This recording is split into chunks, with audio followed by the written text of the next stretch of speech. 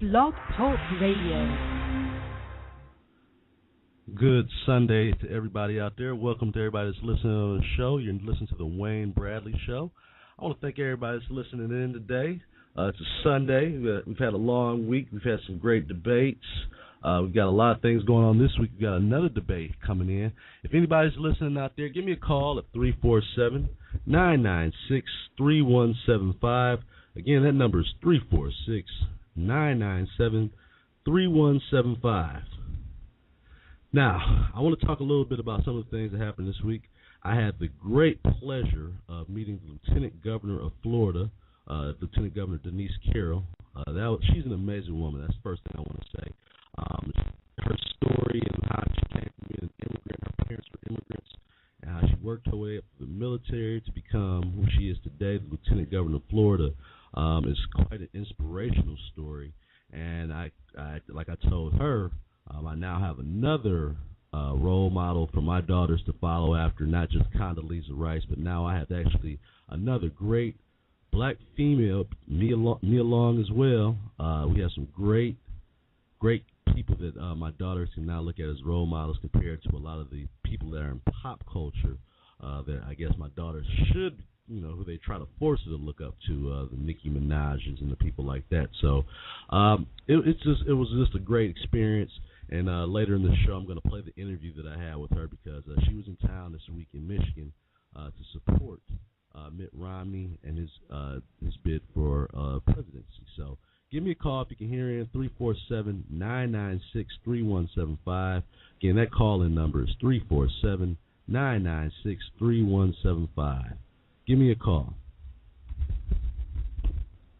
All right, so kind of let's talk a little bit about this debate that we had this week, the presidential debate, and we'll just kind of go through the particulars of it.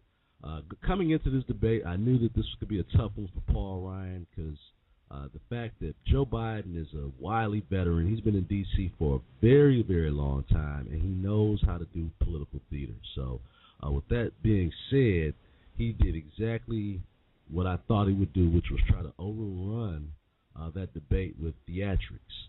Now, I heard a lot of Democrats saying, "Oh, Mitt Romney was rude. Mitt Romney did the same thing in that debate, in the presidential debate." But what I will say and explain to people, the big difference is that Mitt Romney was aggressive with the moderator. He might have stopped the moderator or overtalked the moderator a few times, but he did not. Now, I'll say that again, did not in any way disrespect President Obama, didn't interrupt him by talking, didn't make strange faces or any of those kind of things. So it's a big difference in what we saw between the president and with the the presidential debate and what that Joe Biden tried to pull. So it was very interesting seeing how that played out. I think that overall Joe Biden did what he could do, which is deflect answers. Anytime there was some truth being told, he laughed it off, and I think that was the most disgusting part of the whole situation, is that he laughed it off. I mean, there was nothing funny about what was going on. I mean, in particular when Paul Ryan was talking about the people being killed over in Libya and the hostage situations that were going on, that he was laughing about it. He acted like he didn't know the fact that the Defense Department had asked, for some protection over there, and they didn't do it. Told the man that he was looking for the moon and the stars when all he was asking for was a properly secured embassy. He recognized some of the problems that were going on. So it was just very, very disturbing to see what was going on. And the fact is, like I said, that Joe Biden, what he did was so disrespectful. It really, like I said, it made you understand that you're dealing with a group of folks that are more interested in the theatrics, more interested in throwing people off, and also exciting the base. That debate excited some of their base because, quite frankly, Barack Obama got spanked so bad in that last debate, they were just looking for anything to draw blood, and that was as close as it got. But a lot of people saw through that. So, I mean, I want to know what you think. What did you think about this the vice president, the VP debate? Give me a call, 347-996-3175. I want to hear from you. Give me a call, 347-996-3175. You can also join us here on the live chat room. If you got any questions, I'd love to hear from you. But give us a call, 347-996-3175. All right, I'm waiting to hear from some people. I personally thought that that Paul Ryan did the best job he could do under the circumstances of debating with almost someone that's like a child, someone that's going to laugh at everything you have to say. And I mean, it's just hard. It would be very hard to debate with someone like that. So I give Paul Ryan credit. He remained with class, and dignity, didn't stoop to his level, didn't play in the mud, so to speak, and I think that was a good thing. So it worked out good for him. I just think that, again, some people are fooled by the theatrics. I wasn't. A lot of people weren't. But I think, like I said, it was a very interesting debate. You got to see a clear difference in the leadership and the kind of choices that you have in this presidential election. So I want to hear what you have to say. Give me a call, 347-996-3175. I see we got a guest in the chat room. Thanks for listening into the show. If you got any questions, I want to hear them. What did you think about that debate on Thursday night? And what do you think is going to happen this week? I believe the debate this week is on Tuesday, and they're going to talk. I think it's going to be a lot more of the same theatrics. I think President Obama realized last time that being Mr. Nice Guy is not going to get it done, and I'll admit that I thought he was going to be a little more aggressive than that. You know, I keep hearing people saying, "Oh, he can't act a certain way because he'll be construed as being the angry black guy." I find that hard to believe because President Obama is just not an angry black guy. He's very smooth. He's very calm. I just can't see that that's going to be the case. But he is allowed to be aggressive. He's allowed to assert himself, and I think that's what he should do. So, give me a call. Let's hear what you got to say. We got a couple guests here in the chat room, and I appreciate you for listening in. We're on a Sunday. Kind of getting going here late, right before the football games come on. So give me a call, 347-996-3175. Again, that call-in number is 347-996-3175. I'd love to hear from you here on a Sunday, early Sunday afternoon. Give me a call.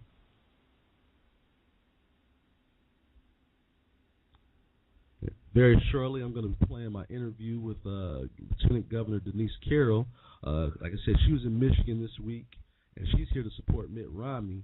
And it was really, like I said, an inspirational story listening to her whole story and the things that she's accomplished here in America. And it really makes me understand why America is so great, why people who come from all over the world want to come here and be in America, because it truly is the land of opportunity, somewhere where you can make something out of nothing. I hear a lot of people always talking about how great these communist countries are, like guys like Pete Boykin that's on my Facebook page, who seems to celebrate communism and socialism and thinks that's what we need here in America. It's downright scary. So, like I said, it'll be an interesting dichotomy of what you have is two different styles of leadership, two different ideologies, and it's quite obvious again that the Obama-Biden team has no clue about what's good for America as far as being responsible and being good stewards of our money. They're seem more than willing to keep going off the financial cliff. And again, Paul Ryan, who's the only one that's been honest about it. I think that's what you have to look at it as, is being honest. It's just done a lot better. So give me a call, 347-996-3175. I'm going to be playing that interview very shortly with Lt Governor Carroll. Give me a call.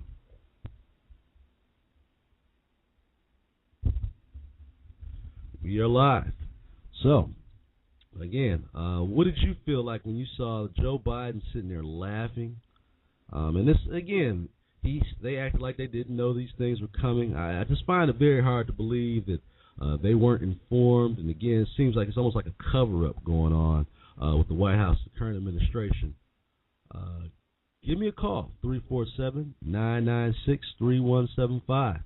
Give me a call. I want to hear from the people out there about what did you think about this, about that debate and Joe Biden's behavior. I think he hurt himself more than he helped himself. Give me a call, 347-996-3175. And if you haven't had a chance, I encourage you to go check out my website, conservativeiscool.com. Like I said, we made some updates on there. Follow me on Twitter at WB Conservative on Twitter, or just look up Conservative. It's cool. We're almost at 23,000 people, so I'm trying to we want to hit 23,000 this week. So follow me and refer me to your friends. Let everyone know to follow me on Twitter at WB Conservative on Twitter, or look up Conservative is cool, and you'll find me right there. I really appreciate all the people that have been listening in on the show and continue to support us.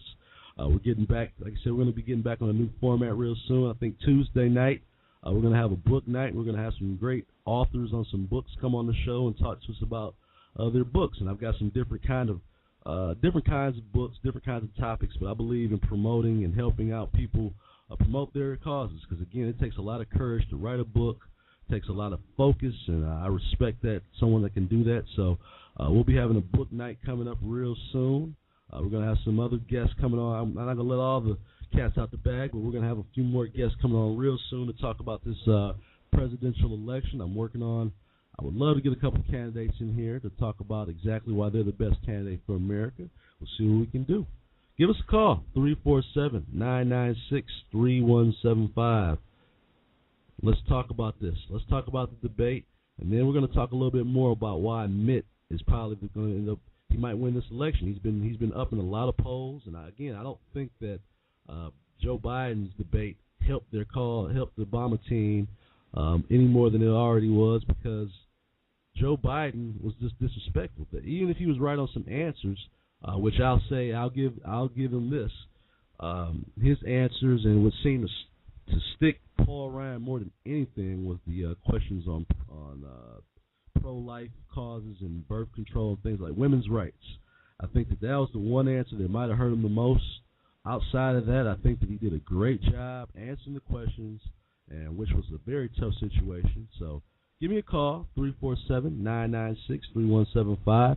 You know, I've been doing shows at different times. I like to see when we get the most participation. That other than the last show we had, which was on a evening 10 to 12 o'clock at night, we had a lot of participation. So I don't know if that's going to become the regular times again. I like to kind of test it out with my listeners and everybody that's following me on Facebook and Twitter to see what works best with them.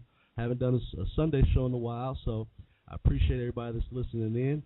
Give me a call, 347-996-3175. Again, that call-in number is 347-996-3175. I want to hear from you.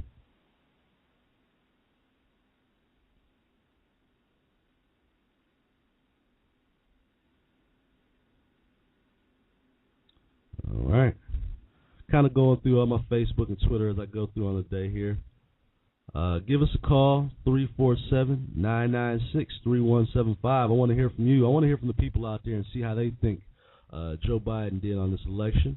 And then coming up shortly, I'm going to be playing my interview with Lieutenant Governor Denise Carroll. So I'm sure you want to hear that. Give me a call, 347-996-3175. And again, if you get a chance, go on our website at conservativescool.com. Check out some of the issues. Check out some of the articles we got going on here. Got someone calling in from the 904. I'm going to take that call. Caller, you're on the air. Hi, Wayne. This is Teresa calling from Florida. Teresa, wanted to weigh in on the vice presidential debate. Okay. What did you think? What did you think of that debate? And do you think it helped out President Obama, or did that help out the Romney team?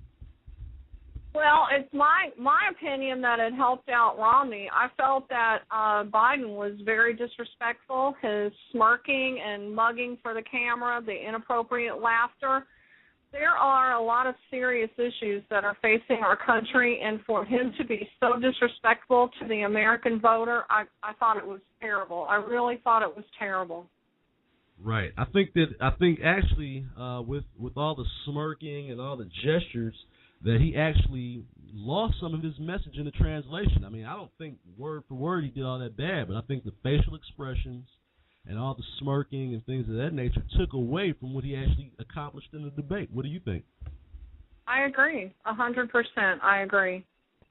Have you ever seen? I don't know. I'm 36 years old. I've watched a lot of debates. Have you ever seen a debate where one of the opponents laughed through the whole debate, essentially?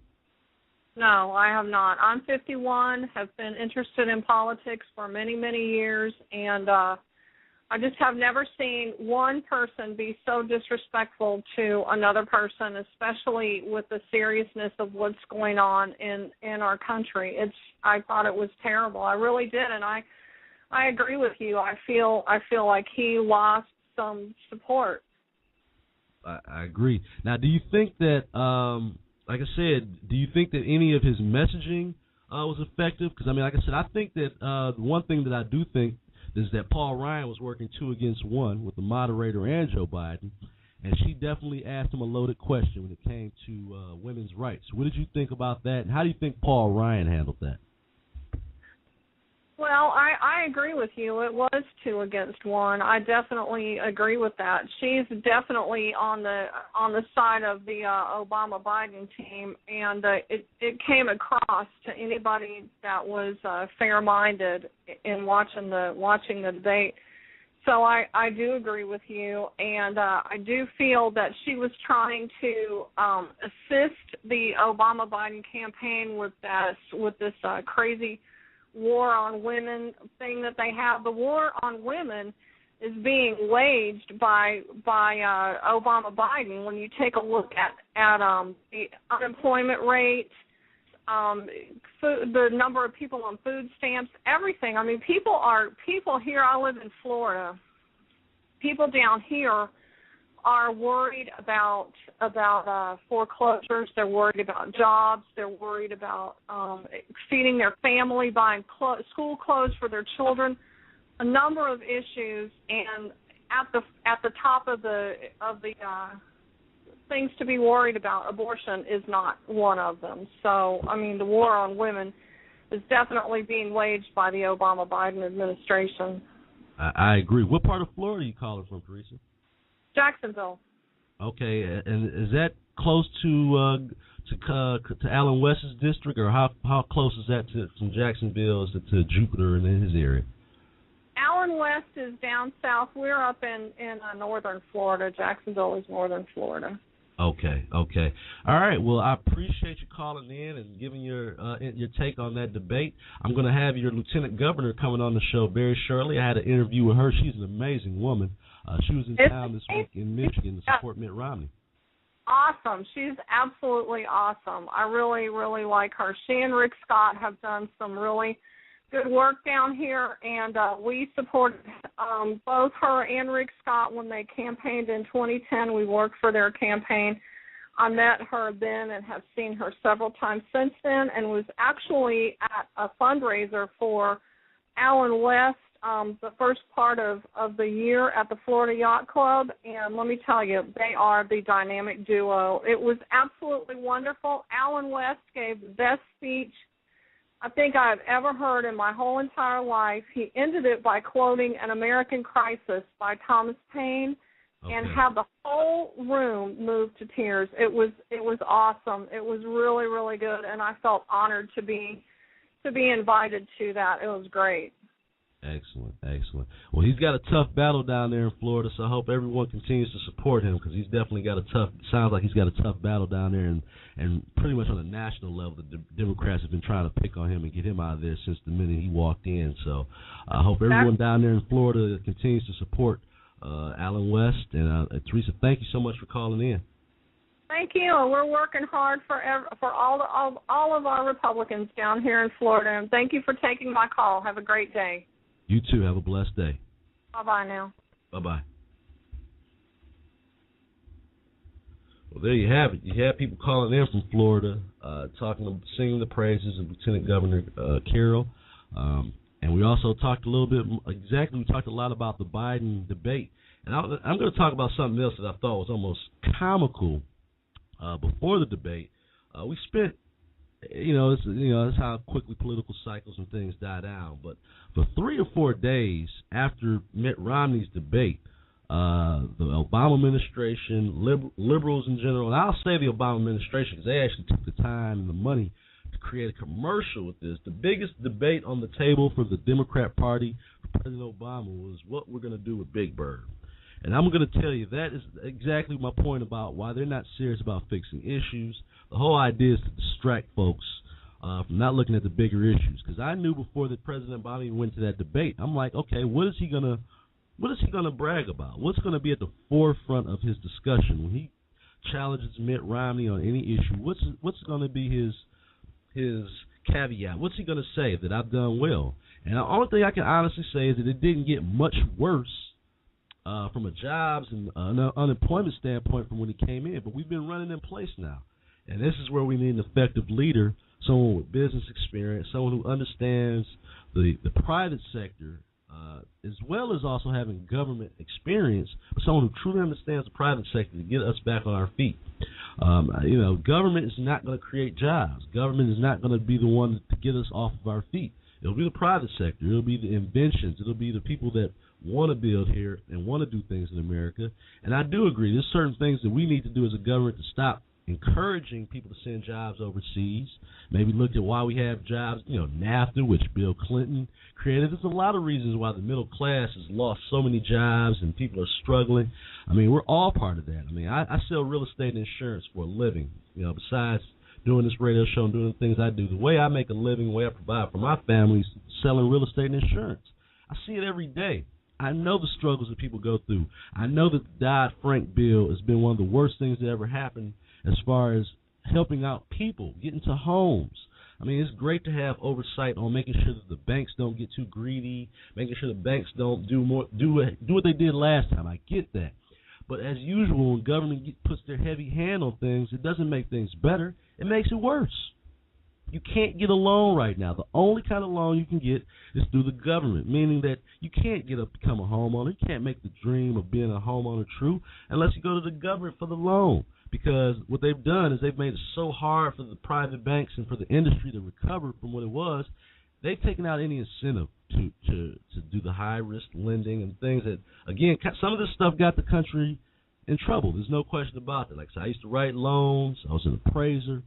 No one understands. I can honestly say there's probably not a lot of people out here that understands the housing situation from the angles that I've taken from. I've been a real estate agent, been a loan officer, been an appraiser. I saw where all the issues were happening and all the blown up appraisals and loan officers requesting you to do these things. And some of these laws that were put in place were good, but essentially now you've made it very hard for a lot of people to get a job, to get a loan. And when you start talking about people who've lost jobs over the years, lost income, that means their credit got messed up in the first place. I mean, that means they're going into a situation that you just got a new job within the last 6 months or a year, but you've been unemployed for a while. There's probably a good chance that some bills didn't get paid, probably a chance that some credit was damaged. Well, now, the way FHA works and everything else, you can't get a loan. You're just going to be stuck a renter. And personally, I think that is part of what the Obama administration, they don't have a problem with that. They don't want people to become homeowners. They don't want us to live that American dream. They want to change what the American dream is. The American dream used to be home ownership. Now it's not. That's become a nightmare. People are losing value in your homes. And I think those are the things that need to be addressed. If you're going to look at the housing bubble and what we can do to improve things, those are the things you need to look at. Give us a call, 347-996-3175. I'm going to go ahead and play that interview with Lieutenant Governor Jennifer Carroll very shortly. I want you to hear that and want you to listen to her story and why she supported Mitt. Give me a call, 347-996-3175. I'm going to go ahead and play that interview. I want you guys to listen in. Listen in to the Lieutenant Governor of Florida. Like I said, she has a very interesting perspective on America because she came here. Her parents were immigrants, and they worked hard to turn things around. And I think that is something that we kind of forget about here in America. That with the hard work and the things that we can accomplish our dreams. And I think more people like the Lieutenant Governor Carroll, that her story needs to be told. Like I said, she's an inspiration not only for me, but I hope my daughters learn more about her. And again, the media does their best to suppress these kind of folks from getting any just due and letting the public know that they exist. So right now I'm going to go ahead and play my interview with the Lieutenant Governor from Florida, Jennifer Carroll. Welcome to the Wayne Bradley Show today. Today I have a special guest all the way from Florida. I've had the pleasure of hanging out with and watching, listening to her all day. An inspirational woman who I actually wish my daughters had been here today to meet, Lt Governor Jennifer Carroll. Hey, it's great being here with you. I'm glad that you took the time to spend with me today. It's nice being in Michigan. Thank you so much. Tell us here, what are you here in Michigan for today? I'm here in Michigan to spread the word about the clear choice that we have on November 6th with regards to voting for the next president of the United States.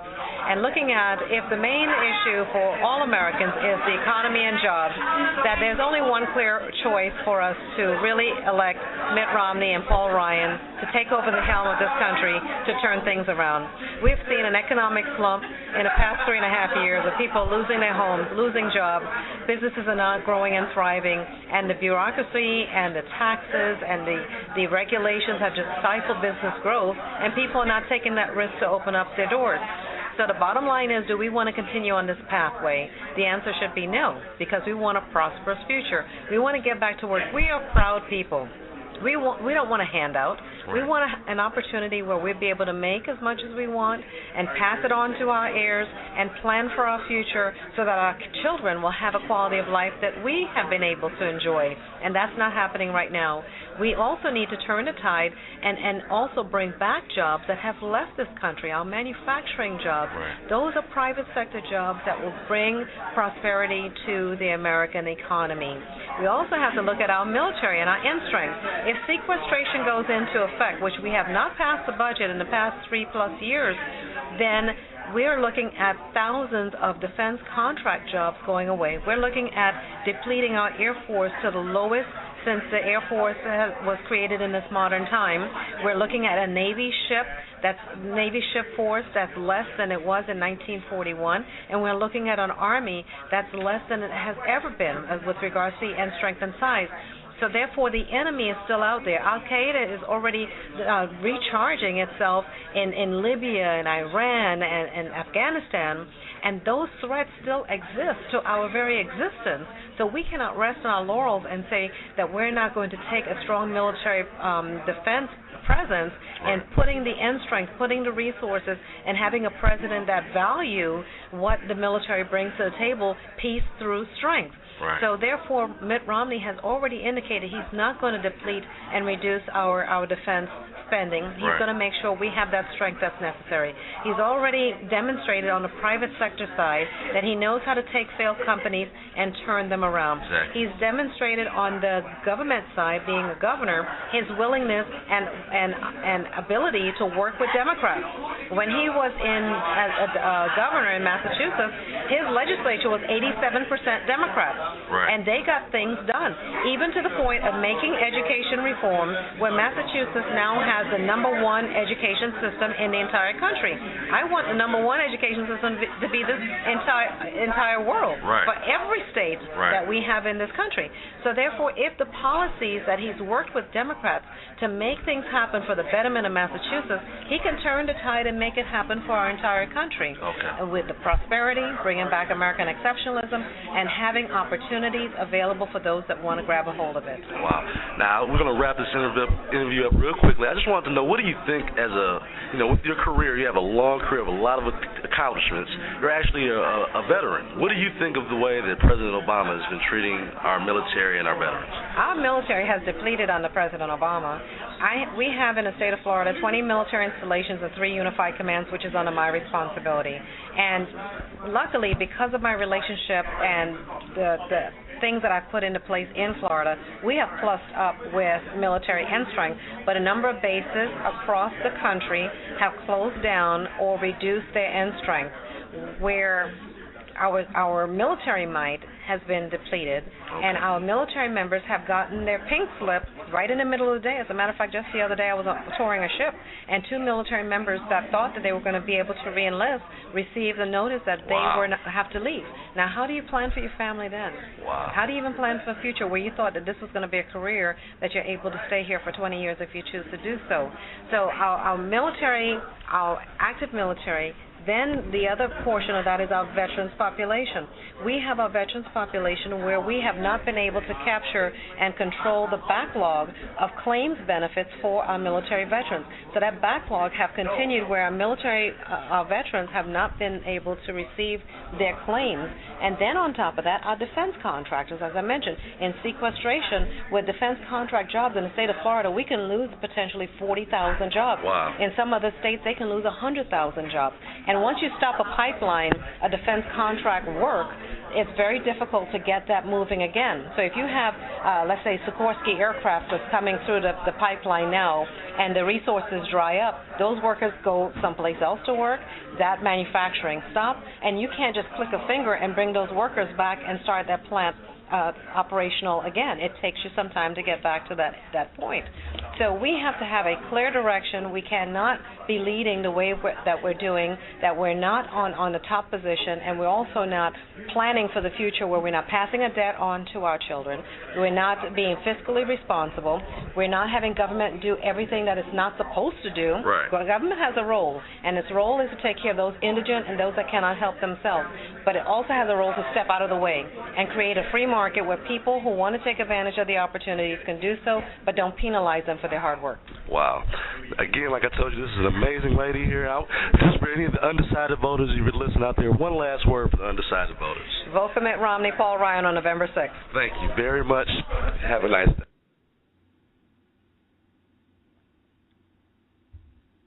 So there was my interview with Lieutenant Governor Jennifer Carroll. Like I said, it was a great interview, and like I said, she's an amazing woman. Like I said, I guess I had not done enough research on her. I knew that we had a African American Lieutenant Governor in Florida, but I really had not done enough research on that woman. And all I can tell you is that Florida, you're very lucky to have someone like that representing your state. She's a beautiful lady, great disposition, great stories about what made her become the woman that she is. Like I said, we got to listen to her for a good hour that day, and I was actually privileged to sit at lunch with her and the Lieutenant Governor of Michigan, Brian Calley. I hope you hear that, Lieutenant Governor. I got it right this time, Lieutenant Governor Brian Calley, my MSU alumni, fellow Spartan. I apologize for chopping up your name at that speech the other day, but like I say, it was really great listening to them talk, because it was, sharing ideas, leaders from different states sharing ideas, and hearing some of the challenges that they have in their separate states on how to, moving things forward, because we have some similarities between the governor of Florida and the governor of Michigan. Both were businessmen first, did not come with the political baggage, were not politicians, and I really think that is the kind of leadership that we need right now in this country. I think that Mitt Romney is from the same strain, businessmen that have become leaders. He was a governor, which was obviously a small difference between some of these other two gentlemen, but leadership experience. I think it's something you got to look at. When you look at President Obama, when he came into office, he had never had any sort of leadership position. He's essentially he was an intern. He's been interning on the job, and he's learning on the job. We need someone that's going to come in from day one and work. And I don't know if all of it's strictly an experience thing. Some of this, I think, is an ideological difference. I think that President Obama has proven to be unwilling to work with the Republicans. When they forced Obamacare down, that kind of set the tone for his presidency. As much as he doesn't want to give that credence, because, again, he wasn't bragging about how great his health care act was during the debate, because it's costed a lot of people money. During his election, when he was running, he said that it would reduce the price of health care by every household by $2,500. Now only to find out that the price of health care has gone up almost $3,200. I mean, it's mathematically impossible to think that we were going to be able to bring in a large pool of uninsured people, and that somebody was going to have to pay that cost. And that's exactly what's happened now, is that you told insurers they can no longer decline people for pre-existing conditions, which I agree with. I think that's a terrible thing, where people cannot get insurance at all, so then they're stuck in a situation where if something does happen, they don't have insurance. But, I mean, the dishonesty was to say that somehow our costs were going to go down. So I think that's where the miscalculation was. Give us a call, 996-3175. Like I said, I'm listening in. I'm seeing Mo Scruggs. If you want to call in, I'm looking at I'm seeing some of these guys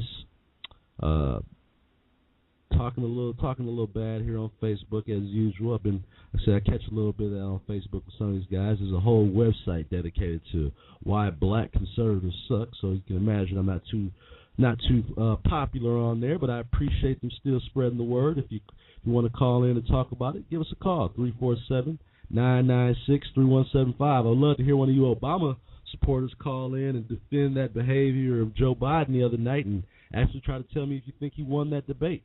Give us a call, 347-996-3175. I want to hear from you.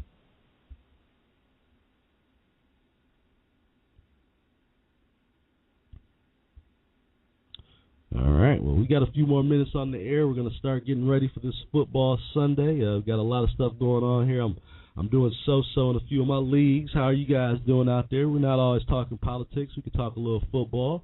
In the meantime, we got a few more minutes before we shut it down for the day. Again, I wanted everyone to listen in to hear that great interview with the Lieutenant Governor of Florida. Like I said, again, a motivating woman, and like I said, I want to have her come back on the show, and I'm hoping that she'll be back in Michigan again soon so we can, again, she needs to be, these are the kind of black conservatives that I think that need to have more exposure that the media does their best to not let us know about. So give us a call. I got someone calling in from my home state here in the 810. Let me take that call. Caller, you're on the air. My home state here in the 810. Let me take that call. Caller, you're on the air. Yeah, caller, you're on the air. Yes, this is Brenda Battle Jordan, and I wanted to let you know that I really enjoyed your show today. Oh, thank you so much, Brenda, for calling in. I appreciate it. What did you think about that debate the other night? Oh, thank you so much, Brenda, for calling in. I appreciate it. You might want to turn the computer down because I can hear it twice over in my ear. How did you think that debate went on Thursday night?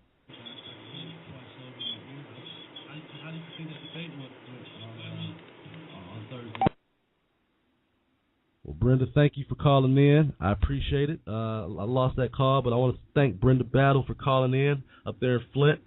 She's one of the most active black conservatives in the state of Michigan, and I really appreciate her calling in, appreciate her listening. She's been a hard-working advocate on behalf of the Michigan GOP. And Brenda, I want to thank you again for calling in. Check her out if you're on Facebook. Check out Brenda Battle. She is running for office in the area of Flint. Let me go ahead and check that out for you real quick. Brenda Battle works tirelessly for the Michigan GOP, and again, it's people like that need to have to be promoted and let people know that we do. We exist. We're part of that vicious 1% out there. So I thank you again for calling in. Anybody else? Give me a call 347-996-3175. Again, that calling number is 996-3175. I was just hoping one of these Obama supporters would call in today and let me know how the President Obama, the VP debate, how that went. How can you defend Joe Biden in a way when he was being that disrespectful, that rude? I'd love to hear your side of the story. Give us a call, 347-996-3175. We got a few minutes left here before we go off the air.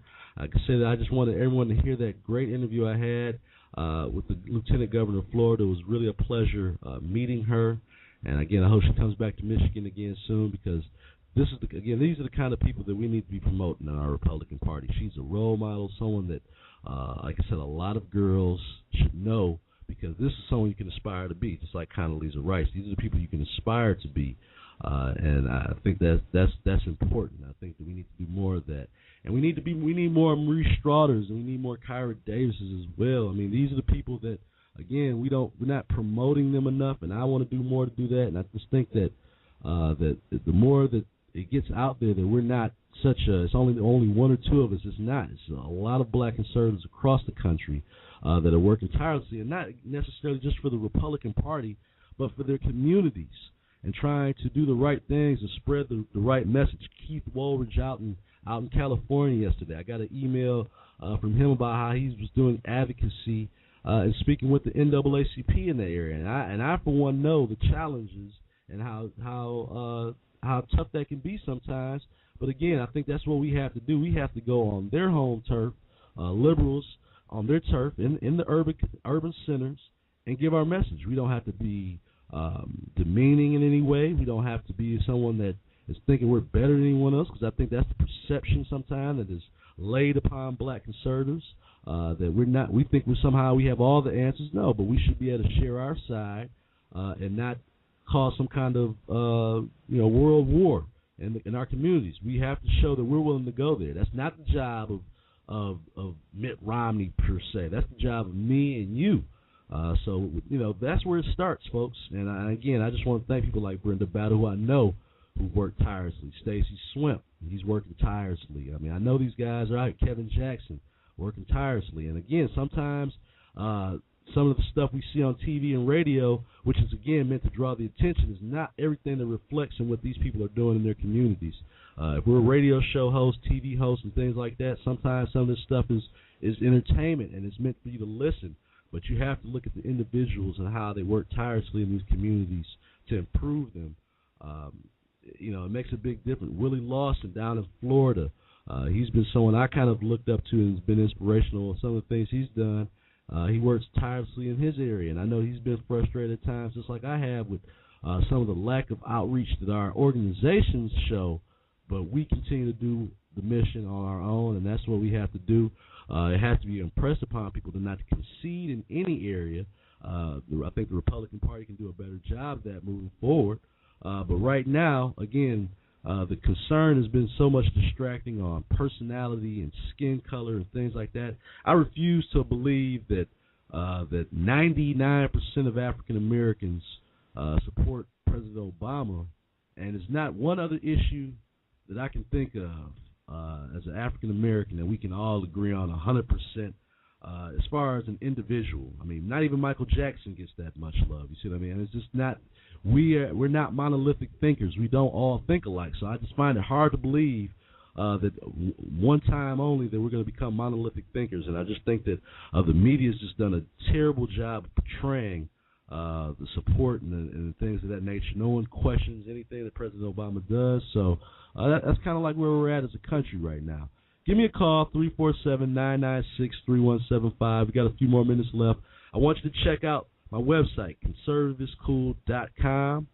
We're going to, like I said, it has a lot of good, interesting stuff on there, a lot of the news, a lot of things that are going on today. It's a great place to keep updated. You get to see a lot more of my rants and things that I speak on different issues. Go to the YouTube channel, Conservative School, and you'll see a lot more of my clips where I specifically talk about candidates and issues. And, again, that's more fun to get people in tune with what's going on. And to, again, promote the idea that we're individuals here in this country. We don't all think one way. I personally do not have an issue with President Obama and his style and all that. I have an issue with his policies. I think he's a very down-to-earth, seems like a genuinely nice guy, seems like someone you would enjoy to talk with about other issues outside of politics. I mean, he seems very knowledgeable on sports and culture and things of that nature, but I just don't agree with his policies. And I think that that's where we have to look at it, and people cannot look at it as you're hating on him or anything like that. I just don't agree with his policies. I think they've been bad for America. When I look at the spending that's been done, I think it's been bad for America. The value of our dollars went down. I live in the Detroit area. We used to be able to go to the other side of Canada and go shopping, and your money meant something. Now it doesn't. It's because we keep printing up money. And the longer we do that, the longer we lose value in this country. And it's only a matter of time, folks. We can't keep doing that. So that's the one thing that I will say that Republicans and Democrats alike aren't listening to on Ron Paul, which is the financial situation here. So I think we got Brenda calling back again. I'm going to take that call. Brenda, you're going to come back on the air with me. Brenda, you back on the line? Yes. I just called back because I wanted to make sure that you get my name right. It's Brenda Battle Jordan. Uh-oh, I'm sorry. I apologize. I wanted to make sure that you get my name Battle right. Jordan, I met your husband before. And I'm sorry. Yes. And yes. Are you on the phone? I don't know if I can't hear you. Again, I'm going to correct myself here because that's what she called in for, Brenda Battle Jordan. Yes, Mr. Jordan, Jordan, and I'm running for county commissioner in the 1st District of Genesee County, so I just wanted to make sure that the name was correct. Thank you. No problem. That's Brenda Battle Jordan, and she's running for commissioner in the 1st District in Flint. Yes. All right. Well, I appreciate that. I apologize, and I'm sure I will see you soon. Good luck. Not on Facebook anymore, so. All right. That's Brenda Battle Jordan. Thank you so much for calling in. All righty. Bye-bye. That's Brenda Battle Jordan, folks. And I apologize for that because I've met her husband a few times before, and he's a very nice gentleman. I apologize. Brenda Battle Jordan, 1st District Commissioner candidate in Flint. So make sure you check her out. Give her your support if you're in the Flint area. Support her in her election cause. Thanks a lot for calling in, Brenda. Give me a call if you're listening in. We got a few more minutes left here. We're about to wind down this show. Again, I thank everyone that was listening in. Called from Florida, calls from Flint. Thanks for calling in. If anybody's from that awful Facebook page that's listening in wants to call in and give me your 2 cents, because I saw a lot of bad comments here. Brian T. Robinson talking about the Lieutenant Governor of Florida.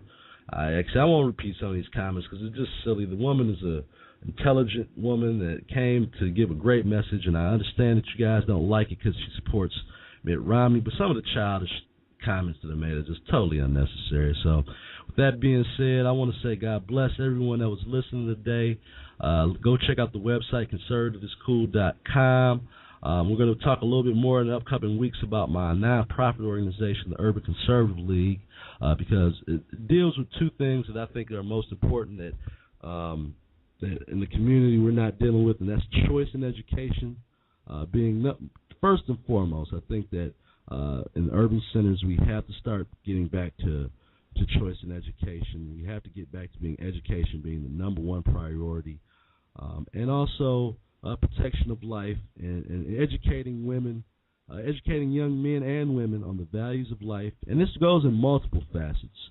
I'm pro-life, but I believe that we have to take it a step further. If we're going to tell a young woman not to have an abortion, we have to offer alternatives, and we have to offer clear solutions, whether it be adoption, whether it be parental teaching, where we're giving some support.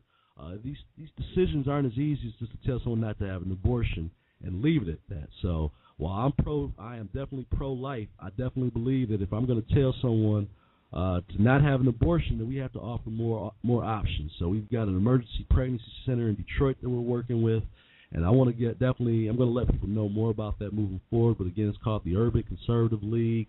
You can look that up online as well, urbanconservativeleague.org. And we're going to be we're updating that website because we're going to be really pushing for parents to get involved in that. That's what it's going to take. And if we need your support, all my conservative friends, I encourage you to check that out. So thanks again for listening to today's show. We've got a debate coming on Tuesday. I'll probably be on that evening. We'll go in and talk about this a little bit more. But thank you, everyone that was listening in. Again, check out the website, conservativescool.com. You guys have a great day. Great day of football. I know I'm about to do that. And have a great Sunday and a great week. Let's start off another week. Be blessed. God bless you. Have a good day. Bye-bye.